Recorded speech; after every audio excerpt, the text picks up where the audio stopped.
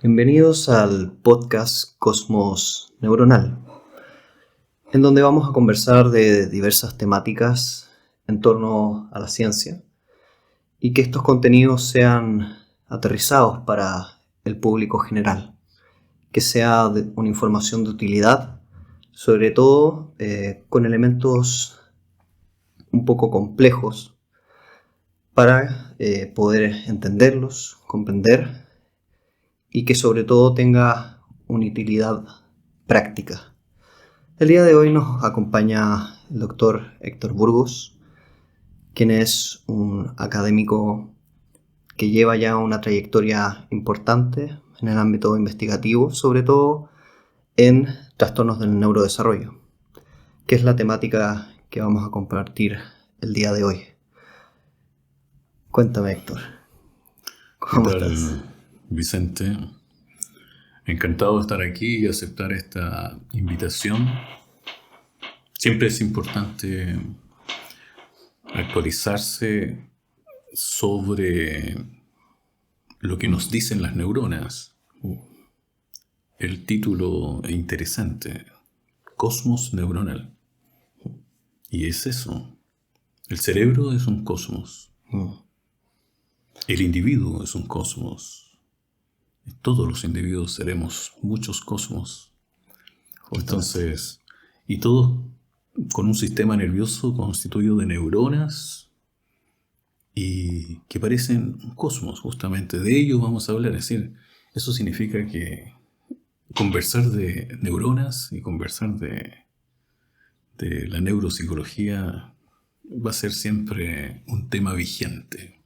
Así que se agradece la invitación. Muchas gracias por acompañarnos el día de hoy. Quería que empezáramos tal vez a conversar como qué sería, ¿no? ¿Qué sería un trastorno del neurodesarrollo en el fondo? ¿Qué implicaría? Los individuos, todos tenemos un desarrollo. Todo se desarrolla. Es decir, se genera, nace, crece y muere. Entonces, ese proceso se denomina desarrollo. Ahora, ¿por qué se habla de neurodesarrollo?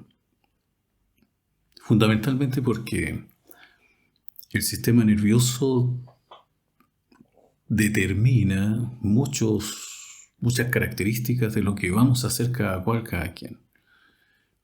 Cómo hablamos nosotros, cómo nos conducimos nosotros, cómo pensamos, cómo sentimos. Todo eso que realizamos diariamente proviene de la organización del sistema nervioso. Entonces, hablar de neurodesarrollo parece bastante pertinente. Ahora, este neurodesarrollo comienza tempranamente. Y cuando se habla de un trastorno, significa que este desarrollo, una serie de cambios, por eso se llama de psicoevolución también, o evolución simplemente. Estos cambios de repente tienen alteraciones y ahí hablamos de un trastorno. Y están definidos en manuales psicológicos, en manuales de la Asociación Psicológica Americana. Eso se conoce como el DSM-5, famoso DSM-5 aquí, o el de la Organización Mundial de la Salud, el CIE-11 ya, en donde se clasifican todos los tipos de trastornos mentales que pueden haber. Y dentro de ellos se habla de trastornos del neurodesarrollo. Y ello está orientado fundamentalmente en las primeras etapas del desarrollo. Ahora, hay que pensar lo siguiente. ¿Cuándo comienza a desarrollarse el sistema nervioso? El sistema nervioso, es decir, ya como unidad, ¿sí?, como entidad, comienza entre el día 14 y 17 después de la gestación. O sea, una persona puede estar, o sea, una pareja, ¿cierto? Una mamá, ¿cierto? Una persona que tiene una actividad reproductiva activa, puede pasar el tiempo y simplemente no darse cuenta. Al día 14, entre el día 14 y el 17, comienza a gestarse el sistema nervioso. Tanto así que al día 28, es decir, todavía el mes lunar, ahí en el día 28, el sistema nervioso ya está prácticamente constituido. Al día 20, el 20-21, el corazón está latiendo. Entonces, el desarrollo a nivel embrionario es muy rápido. Cualquier alteración que haya en esa etapa va a ser importante y puede incidir después en las etapas infantil, adulto, adolescente, ¿no? Claro. Desde ahí ya empezamos a hablar de posibles trastornos. Todo ese desarrollo está marcado fundamentalmente por la biología del individuo, por la genética probablemente tal. Es decir, cuando hablamos de biología, hablamos de la genética. Eso es lo que determina al individuo biológicamente. Pero esa biología, esa genética, no va a tener un desarrollo si es que no es estimulada por el ambiente. Lo que un embrión, un feto, viva dentro del útero, ¿cierto?, intrauterina, o un niño viva en el ambiente ya una vez nacido, va a influir en esa genética. Y esa genética se desarrolla siempre que exista esa estimulación. Es probable que nosotros genéticamente tengamos una genética para ser un Einstein, un Mata, ¿cierto?, un Neruda, quien sea, ¿no? Comillas, ¿cierto? Es decir, con dotes, ¿cierto?, con talento, se dice. Pero si el medio no está para que ello se desarrolle, esa genética nunca se va a expresar. Desde ahí uno empieza a examinar el neurodesarrollo. Ahora, lo sexual ya está a los 2 meses y medio, 3 meses está listo. Lo impulsivo a los 5 meses, las emociones a los 6 meses, la capacidad de comprender de un niño ya está lista, o sea, de un feto está lista a los 8 meses. De manera que cuando la persona nace,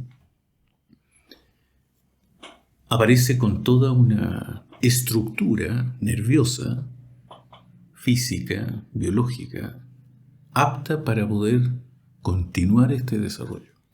Me parece muy interesante lo que comentas respecto de eso, porque puede que muchas personas refieren como al ámbito genético de muchas complicaciones, de muchas dificultades tal vez en el aprendizaje y de otros elementos, ¿no? Incluso como por la línea de los trastornos del estado de ánimo.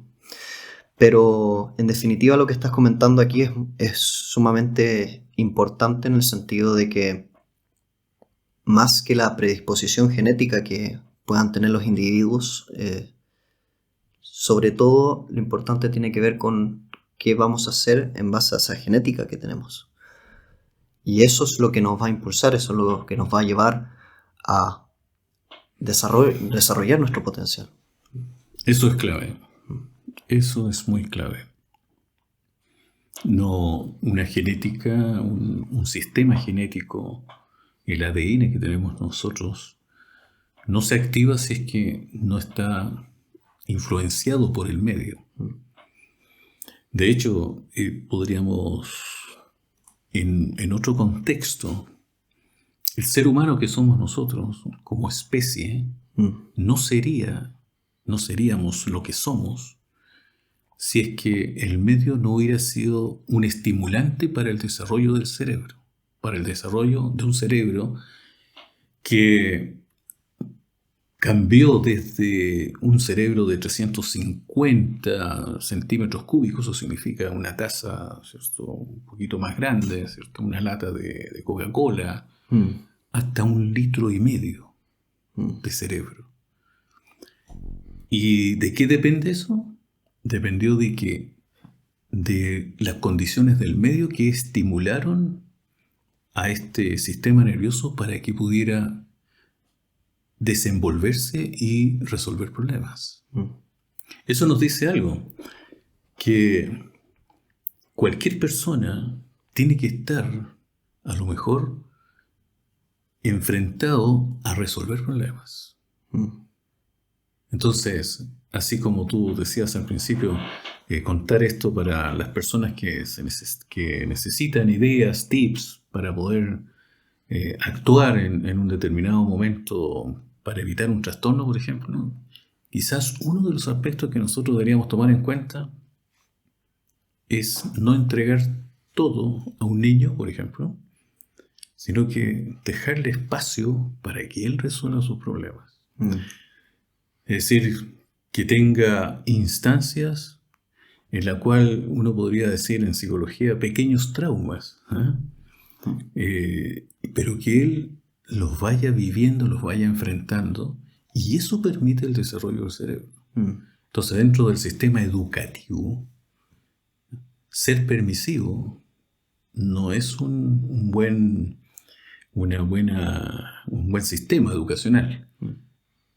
Tiene que haber una situación en la cual haya conflictos. Piaget decía eso. Decía, no va a haber desarrollo cognitivo mientras no haya conflicto. Vygotsky decía eso. Vygotsky, es decir, autores importantes. Si no existe incertidumbre, no hay desarrollo del cerebro, no hay desarrollo del aprendizaje. El aprendizaje no se ejecuta, no ocurre. Entonces es necesaria esa estimulación ambiental, muy necesaria. Entonces, el cerebro va a desarrollarse porque lo único que sabe hacer el cerebro es aprender. Lo único que saben hacer las estructuras nerviosas es aprender. Las neuronas tienen un sistema, por eso es interesante el nombre constelación. Las neuronas se relacionan entre sí, se interaccionan entre sí, forman redes, y esas redes se van a formar en la medida que exista esta estimulación. Y en ese sentido, acordémonos de esto, la única función que cumple el cerebro es aprender. Respecto a ese mismo punto del ámbito del aprendizaje, tal vez pensando en un niño con dificultades de poder mantener la atención, tal vez que tenga dificultades conductuales, ¿qué recomendarías para tal vez estimular a ese tipo de niños? Porque claramente podemos pensar en ámbitos de problemáticas, resolver problemas, pero ¿cómo yo le acerco tal vez ese problema al niño para que lo resuelva? ¿Y hasta qué punto poder intervenir o no? Bueno, es una pregunta larga, es una pregunta que necesita respuestas muy, muy largas. A ver, en síntesis, el desarrollo de un niño podríamos subdividirlo en algunas instancias. Por ejemplo, cognición. Cognición, así es la forma de pensar, la forma de manejar ideas. Entonces, eso es cognición. Afectos. Afectos sería el segundo tema. Emociones, impulsos, es decir, ¿cómo son mis impulsos? ¿Cierto? En psicología se habla a veces de temperamento, eso tiene que ver con aspectos justamente relacionados con aspectos biológicos de nuestro ser, y donde el impulso y las emociones, bueno, vienen de esa genética que los determina. Los temperamentos no lo voy a cambiar, o sea, es así, sale de la genética. Y el tercero es la conducta. La conducta es la forma de comportarse, los hábitos, las actitudes. Entonces, ¿qué tenemos que observar en un niño? Cómo desarrolla sus pensamientos, sus afectos y su conducta. Agreguemos otro aspecto, lo social, porque somos seres sociales. ¿Me vinculo? No me vinculo. ¿Nos vinculamos? No nos vinculamos. ¿Interaccionamos con otro o con otra o no? Entonces somos psicosociales. ¿No? Psicosociales. No podríamos desarrollarnos si no está esa parte, ese componente psicosocial. Todo este conjunto de elementos que está determinado de alguna manera para funcionar, no determinado, sino que influenciado por el ambiente, bueno, es procesado internamente y luego nosotros nos manejamos hacia el exterior y decimos, la personalidad. Ahí está, la forma de ser de nosotros. Entonces, si tú te fijas, cognición, afecto, conducta, lo social, la personalidad, bueno, son aspectos que nosotros tenemos que tener alguna idea de qué observar respecto de ello. Y como tú decías, ¿en qué tengo que fijarme? Es decir, un niño, por ejemplo, frente a un estímulo, ¿cómo interactúa? Por ejemplo, ¿cómo lo siente? ¿Cómo lo sensaciona? ¿Cómo lo percibe? ¿Cómo lo retiene? ¿Cómo lo memoriza? ¿Cómo interactúa con él? ¿Cierto? ¿Cómo funciona con él? Claro. Eso, uno dice, chuta, aquí estamos viendo cómo está pensando él, de alguna manera, y le pregunto. Y a lo mejor, si no tiene lenguaje todavía, porque el lenguaje es a los 2 años aproximadamente, entre los 15 y los 30 meses, que es clave eso. Bueno, pero antes no verbal, comunicación no verbal. Si yo me doy cuenta que un niño acerca el índice a un punto, a un botón, al ojo, o a la boca, o al interruptor, o al enchufe, ¿cierto? Menos mal que los enchufes ahora están. Es decir, a cualquier punto negro, a cualquier punto que destaque, puede ser muy blanco el punto. Ahí hay algo detrás. Y uno puede poner otro punto y ver hacia dónde va el dedo. Entonces, ¿qué examinamos? Estamos examinando conducta, ¿cierto? Observando comportamiento. Pero detrás de ello hay una cognición. Hay una cognición. Es decir, si pongo 2 puntos y él elige, entonces hay una cognición detrás de esa conducta en un niño chico. Ya cuando habla yo le puedo preguntar. ¿Qué vas a hacer?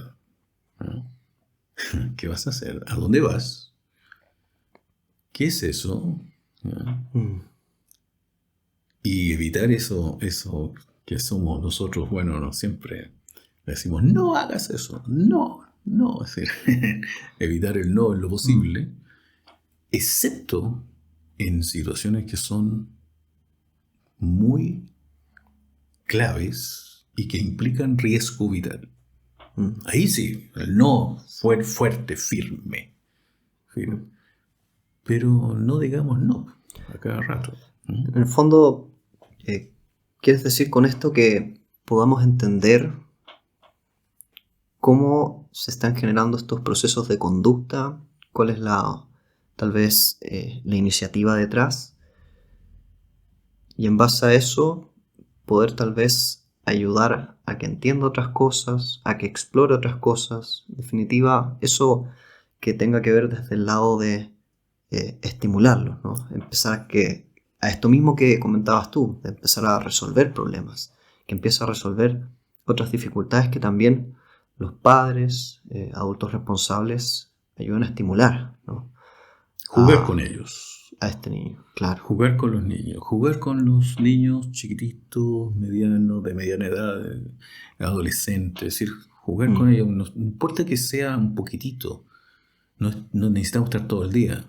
Pero el momento en que estemos enteros. De calidad. De calidad. O sea, cualquier padre, madre me va a decir aquí es que yo trabajo todo el día, los veo y ya están durmiendo. Bueno, el momento en que lo vio, bueno, dedíquese un entero, completo. Que sienta que hay un momento, un minuto para él. Y ahí la clave siempre es observar. Claro. Eso primero, o sea, la parte cognitiva. Lo segundo, el afecto. Es decir, hay algo que diga que está triste, algo que diga que esté alegre. Claro, mientras más chiquitito, de 0 a 6 meses, a lo mejor el niño o llora, o está tranquilo, y se ríe, o sea, o imita. Entonces uno dice, ya, placer, displacer. Claro. Es decir, claro, puedo observar cuándo hay placer, cuándo hay displacer. Ya más adelante puedo ver si hay pena, si hay rabia, si hay miedo. El miedo es lo primero que está, y eso está sí o sí. La rabia está sí o sí. Y la pena está sí o sí. Y la alegría también está sí o sí. Entonces, eso nos pone en un punto del afecto. ¿Cómo es impulsivamente? Reacciona inmediatamente, grita, patalea. ¿Qué hace frente a algo? Cuando un niño ve a un padre, a una madre, es decir, ¿qué hace el niño? Abre los ojos, se acerca. ¿Y qué hace usted? El niño va a estar imitando eso. Entonces, observar siempre la conducta de él, que detrás de eso hay una emoción, o sea, hay un afecto, hay un impulso o hay una cognición, o sea, hay un pensamiento. Y además, si usted se fija, o sea, si nos fijamos nosotros, está lo social. ¿Me conecto con el otro o no? Y de ahí surge el trastorno.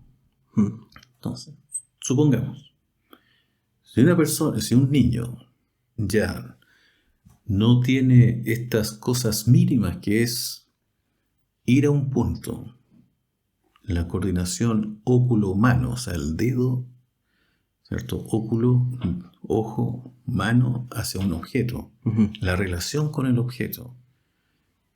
Si el objeto se pierde o no se pierde, si lo retiene o no lo retiene. Estoy armando la situación cognitiva que podría tener ese niño. Si el niño no tiene este contacto interactivo con el otro o la otra, entonces estoy pensando en otro tipo de trastorno. En el primero quizás a lo mejor hay un déficit atencional o hay un déficit cognitivo.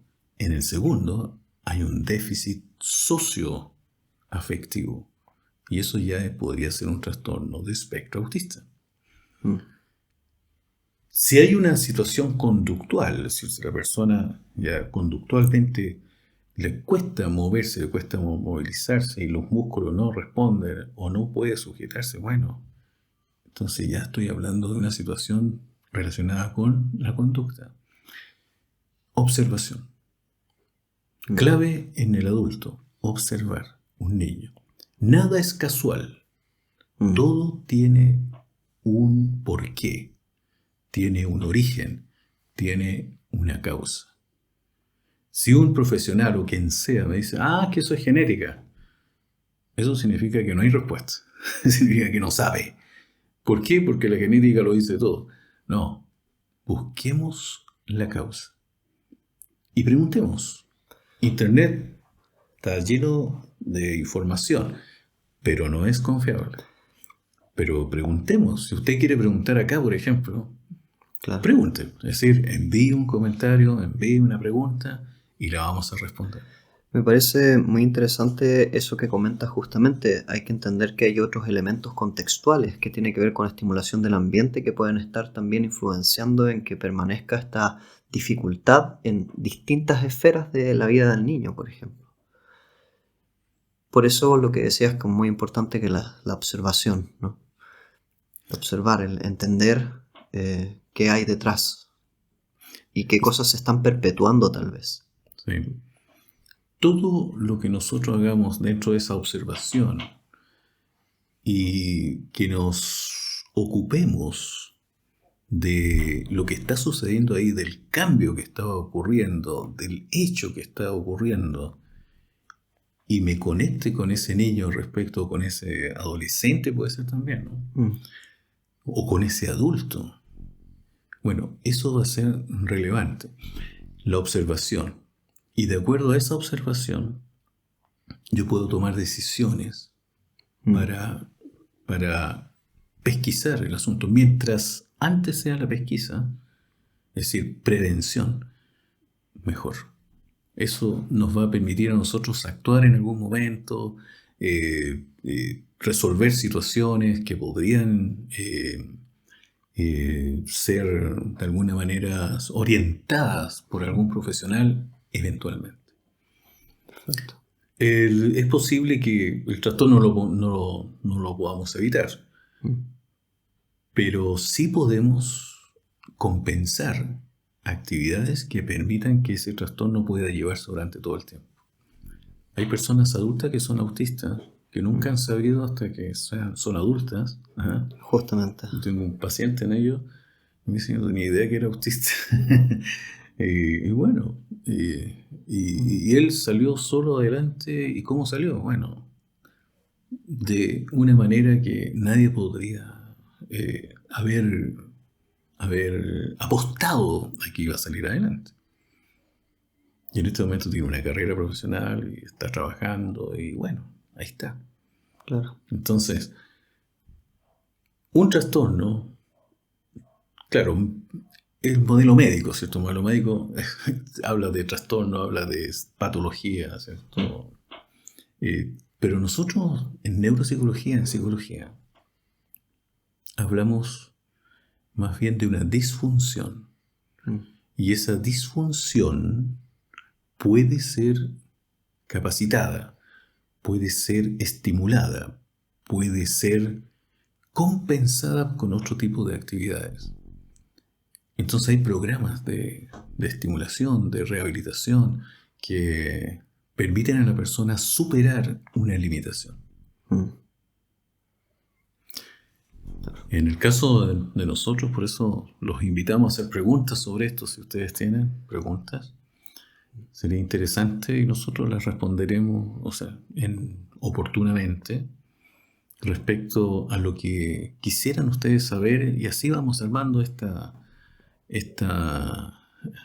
universo neuronal, ¿cierto? Este cosmos neuronal en base a lo que ustedes digan, viven, y bueno, están invitados a eso. Sí. Muchas gracias, Héctor. Me parece que has puesto algunas luces respecto a, sobre todo, los elementos de estimulación de los trastornos del neurodesarrollo, entender un poco tal vez estos funcionamientos. Y también pueden ir dejando en los comentarios del video alguna pregunta que quieran realizarle al doctor Héctor Burgos, y en el siguiente episodio lo responderemos en mayor profundidad. Muchas gracias. Muchas gracias a ustedes.